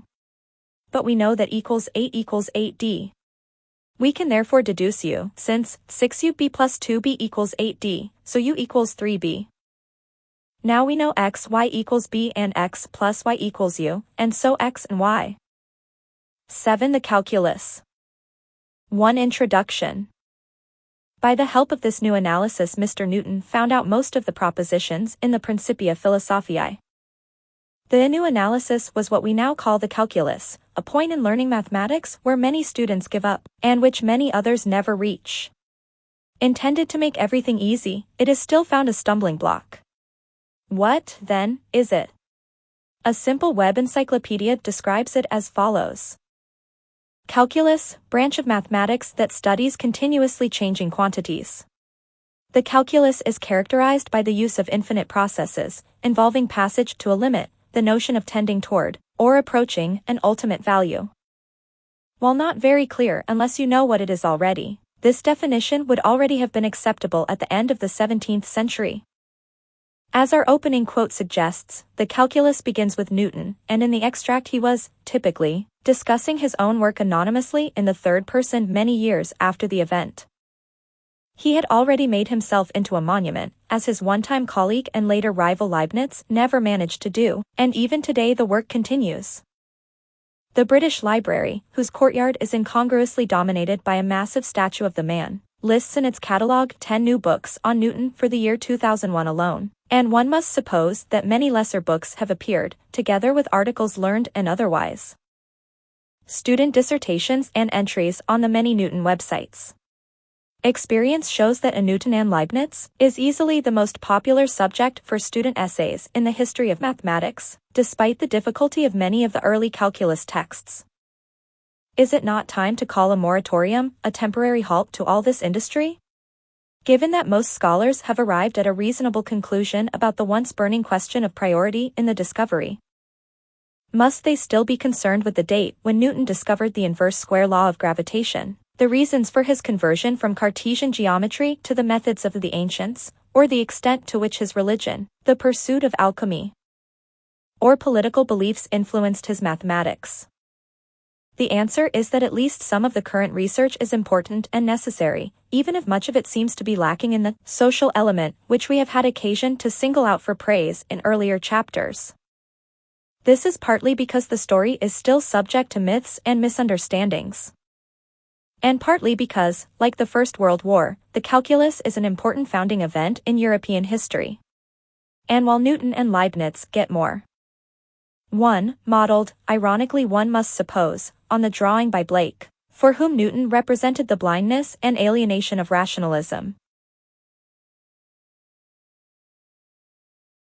Then their share of attention in history of mathematics courses, they are either ignored or grossly misrepresented even in historically minded calculus textbooks where one or both feature with portrait as icons and founders, as Shelley Costa has pointed out. When writing of Newton and Leibniz, 20th-century authors of calculus textbooks tend to reduce their history to method and notation while exalting them as insightful, majestic intellectual forebears, perpetuating a mathematical mystique that rewards genius and ignores context. While what seems important from a modern point of view is the easy access to powerful results, equally significant at the time was the questionable legality of the procedure. At least since the time of the Greeks, mathematics had rested its claims to certainty on rules of precision in reasoning. The new methods treated these rules with a degree of indifference from which they have never fully recovered. The major problem was the use of infinitely small quantities or infinitesimals, which were either zero or not zero, depending on where you were in the argument. It had, reasonably, been assumed that the law of contradiction operated in mathematics as elsewhere. The following quote from the first early calculus textbook shows that its power was slipping. Postulate 1. Grant that two quantities, whose difference is an infinitely small quantity, may be taken indifferently for each other, or that a quantity, which is increased or decreased only by an infinitely small quantity, may be considered as remaining the same. The confusion underlying this extract was fundamental to the calculus, and was essential for its development. To make it explicit, as Bishop Berkeley was to do 40 years later, if two quantities which differ by an infinitesimal are the same, then what is the infinitesimal there for at all? More simply, if dx is infinitesimal, it differs by an infinitesimal from 0, and so is equivalent to 0. Is it then 0 or not? The point is, of course, that any mediocre person can break the laws of logic, and many do. What Newton and Leibniz did was to formalize the breakage as a workable system of calculation, which both of them quickly came to see was immensely powerful, even if they were not entirely clear about what they meant. The new methods built on Descartes' geometry. That geometry had raised a number of important questions about how to find tangents to curves, their lengths, and their areas, and the calculus was to provide the means of finding rapid solutions.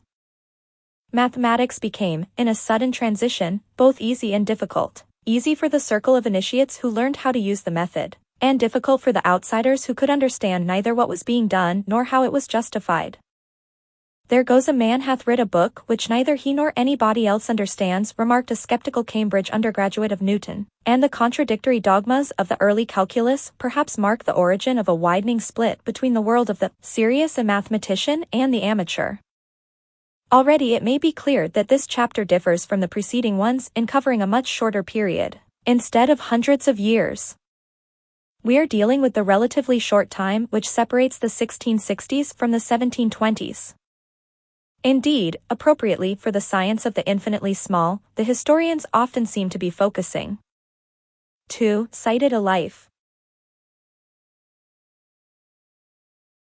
On extremely short intervals of time, so that the question of whether Leibniz received 3 communications about Newton's work in June 1676 or 2 in July comes to have capital importance.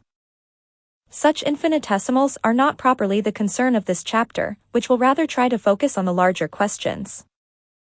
How did the change take place? Why was such a dubious way of proceeding so quickly accepted? What end did it serve, and who profited? And what were the positive and negative effects of all the quarrels? This chapter will try to give a broad outline of the history, with reference to such questions. Note: the material which is dealt with in this chapter is necessarily mathematically harder than that of the previous chapters. The reader who is unfamiliar with the ideas of the calculus will therefore have to skip some of the detail. It is not possible to omit it from the text without losing what the history is about. 2. Literature. As has already been indicated, the literature is large and many-sided. To begin with the primary sources, the whole of Newton's mathematical work is available in an excellent modern edition, edited by D.T. Whiteside. Substantial extracts of the Principia are available on the internet. It is not clear whether it is intended to extend this selection. Fauvel and Gray's sourcebook is good on the period also, giving some essential Newton material and the bulk of Leibniz's key 1684 paper, plus the opening of Lapidolles' book.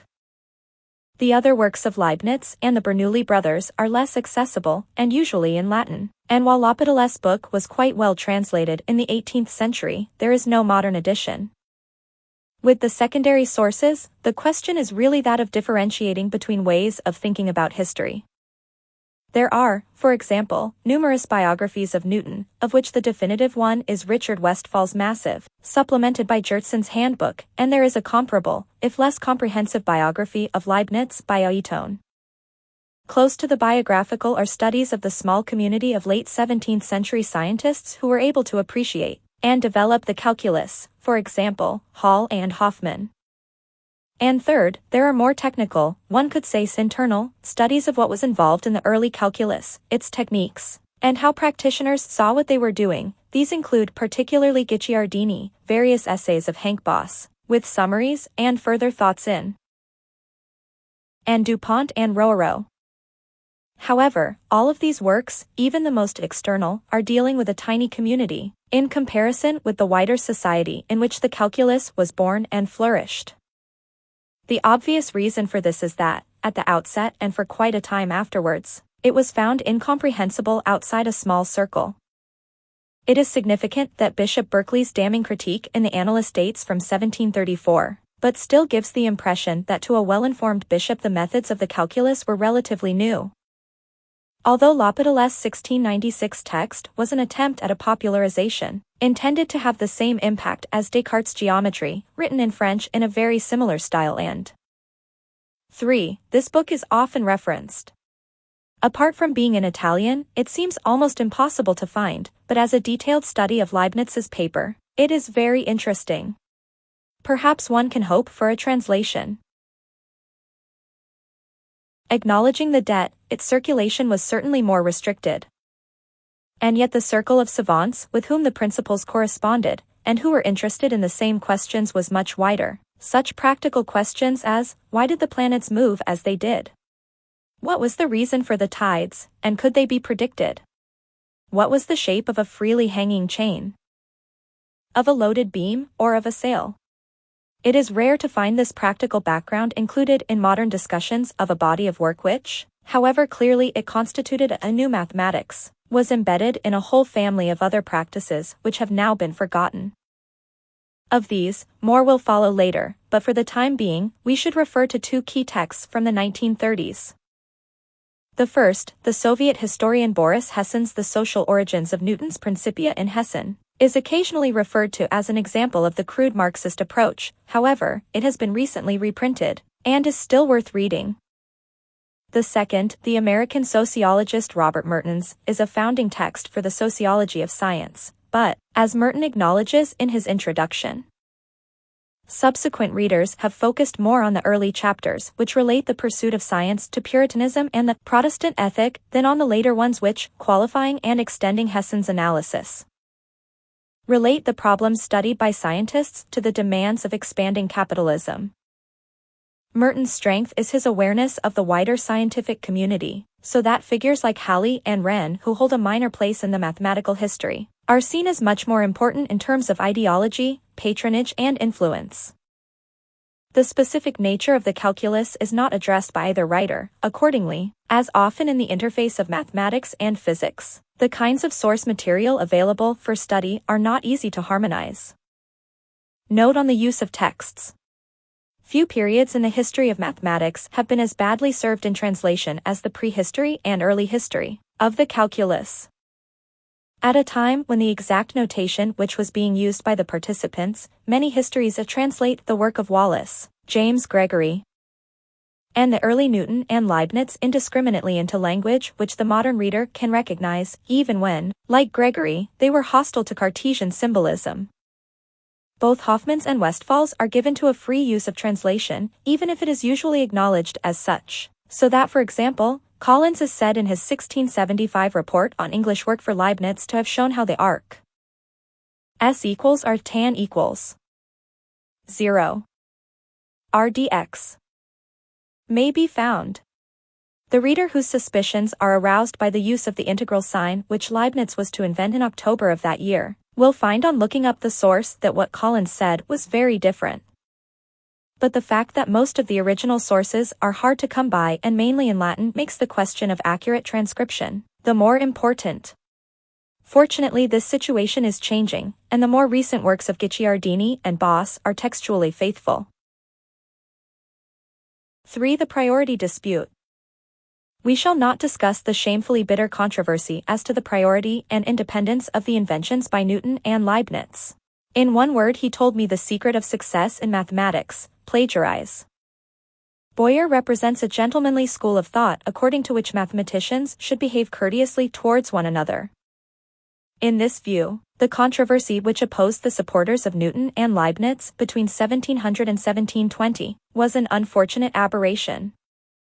The most superficial look at the long history of mathematics and mathematicians shows that this is not in fact the case. We have already seen the quarrels of Tartaglia and Cardano in the 16th century, and there have been many worse ones since. One could cite Pascal and Torricelli on the cycloid, Legendre and Gauss on the method of least squares, and countless others. What gave the argument about the calculus its peculiar bad taste was the involvement of the Royal Society, and of its president Newton, in adjudicating on the dispute. Regrettable or not, and history can rarely afford regrets, the dispute provides a useful way into the history of the calculus and its diffusion. In fact, it is clear from the way in which the arguments developed that in 1690, the invention of the calculus was not a subject for discussion, while 20 years later it was generally agreed that something of great importance had been invented, and the question of who had copied whose prior invention was vital. British chauvinism played its part, but was a secondary issue. Indeed, Newton in his youth was notably more open to continental ideas, those of Descartes in particular, than his seniors, and he continued to show respect for those foreign scientists, such as Huygens, who were not in direct competition. Equally, he had frequently engaged in more or less acrimonious disputes with British colleagues such as Hooke and Flamsteed. The scientific milieu of the time was generally suspicious and paranoid. Discoverers withheld publication for fear of being copied, and then, when their unpublished discoveries were found by another, accused them of plagiarism. The practice of anonymous publication was unhelpful, both in establishing who had done what, and in subsequent controversies often conducted via anonymous or pseudonymous attacks. The question of priority was in fact settled quite early. As we shall see, Newton's version of the calculus was very similar to Leibniz's, both in its qualities and its defects, and dated from about 10 years earlier. The question of plagiarism is more unpleasant and complex, since Newton's version was not published in his lifetime, but was seen in manuscript by a number of people. Leibniz in the early 1670s knew of some of Newton's work, chiefly by accounts and letters from London, and most famously, by two devious and obscure letters from Newton himself, which contained references to his most important work in the form of anagrams, which Leibniz was hardly in a position to decipher. This may seem absurd as a way of communicating scientific results, but was again not uncommon at the time, and this may give some indication of what was supposed to constitute publication. As Jurtson says, the advantages of the ploy were obvious. Priority was established, yet nothing was given away to potential rivals. Invariably in Latin, clueless, and of immense length, they were virtually insoluble. Modern scholars are agreed that Newton's communication was both too late and too obscure to exercise any serious influence on what was effectively an independent discovery by Leibniz, with his own ideas and notation. He too delayed publication, and was only forced into a brief announcement of his results in 1684 by fears that he in turn was losing priority. It took about 20 years, and the rapid success of the Leibnizian calculus in the 1690s, for any question of priority plagiarism to arise, and it entered its acute phase about 1710. Both players had by then acquired schools of students, defenders, and partisans. Newton's attitude to those who disagreed with him, whether scientifically or politically, is often described as hostile to the point of paranoia, and while Leibniz, committed to a rational belief that this is the best of all possible worlds, was in many ways a contrast. He did not like suggestions that his own ideas were in any way unoriginal. Following accusations and counter-accusations, the Royal Society in March 1712 appointed a committee composed almost entirely of Newton's supporters to investigate whether Leibniz had been unjustly accused by the quarrelsome Newtonian John Keill.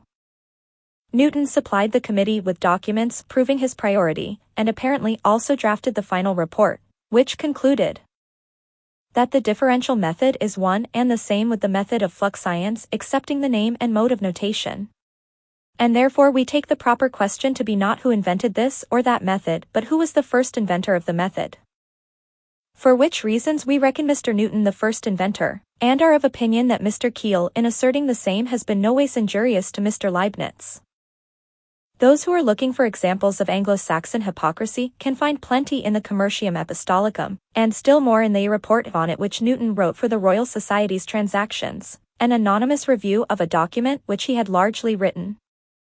All the same, the document did make clear, as Newton had never previously done, the nature and extent of his early work, and thus, however partisan, it cleared up the question of priority.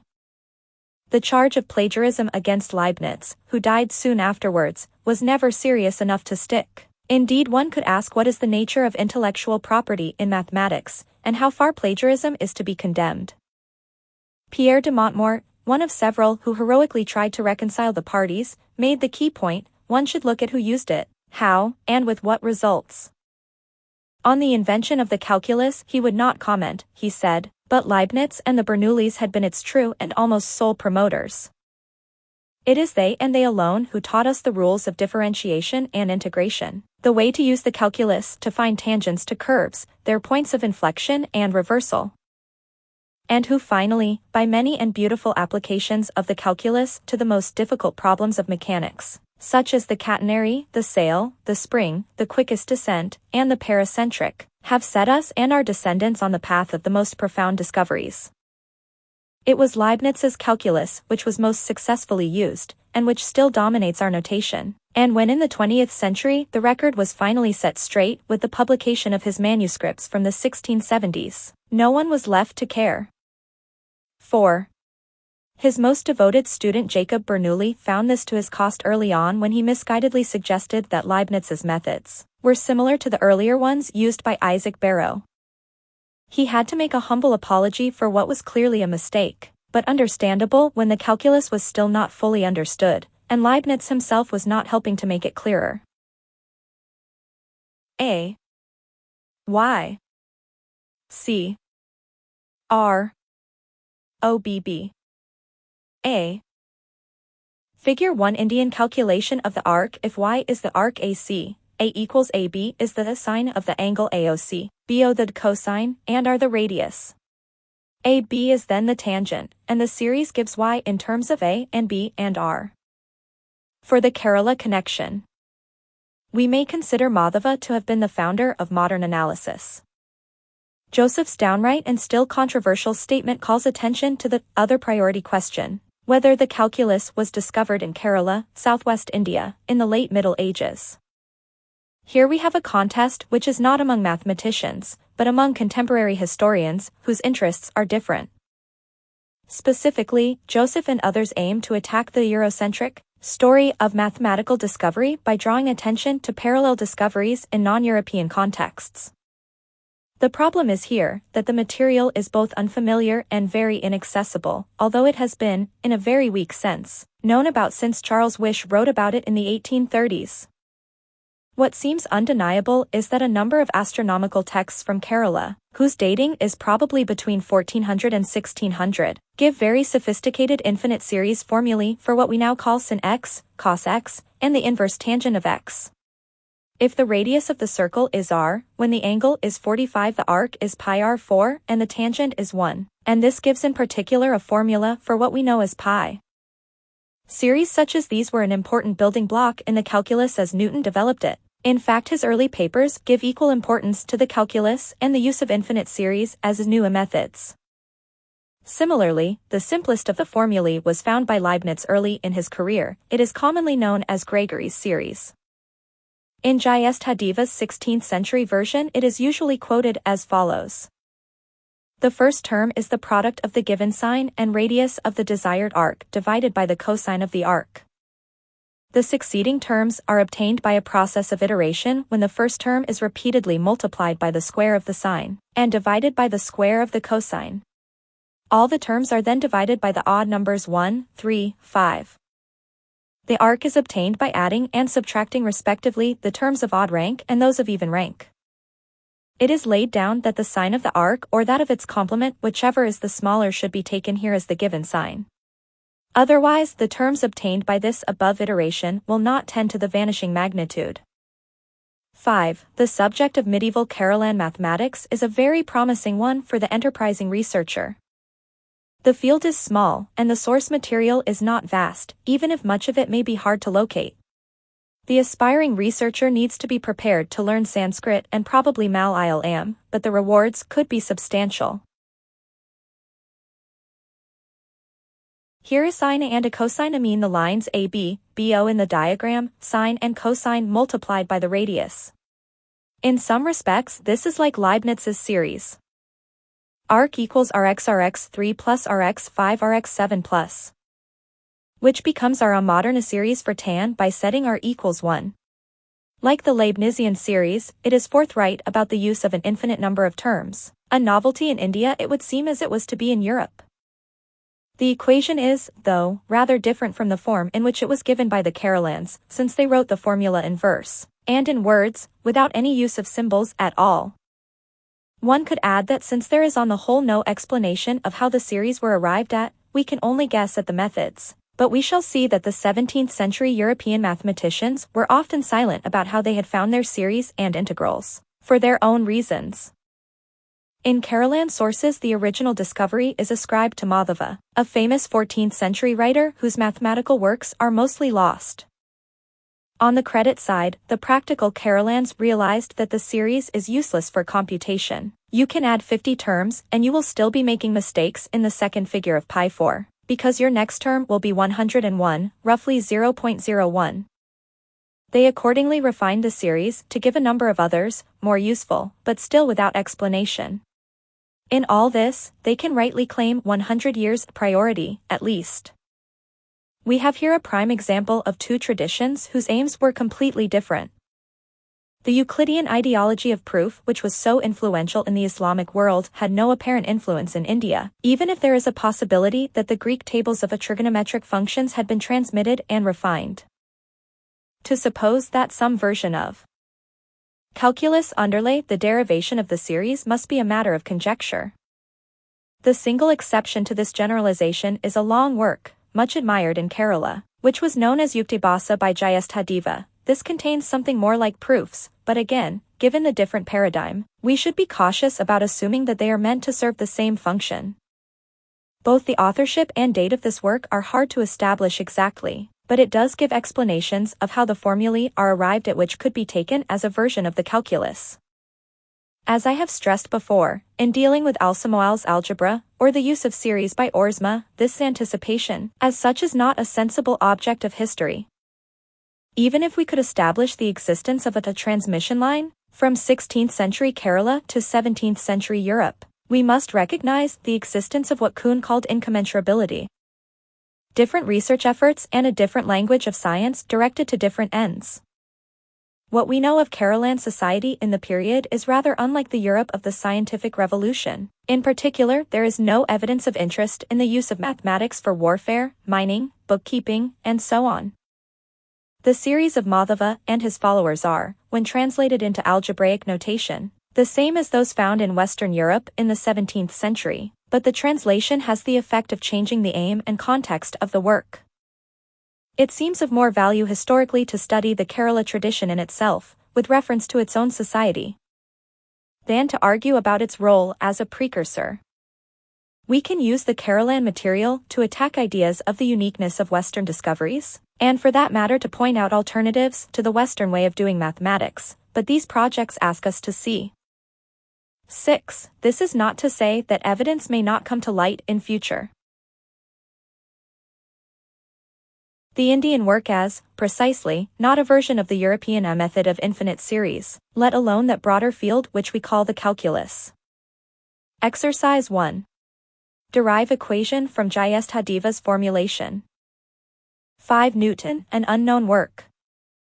Observing that the majority of geometers, with an almost complete neglect of the ancient synthetical method, now for the most part apply themselves to the cultivation of analysis, and with it have overcome so many formidable difficulties, that they seem to have exhausted virtually everything apart from the squaring of curves and certain topics of like nature not yet fully elucidated, I found not amiss, for the satisfaction of learners, to draw up the following short tract in which I might at once widen the boundaries of the field of analysis and advance the doctrine of series.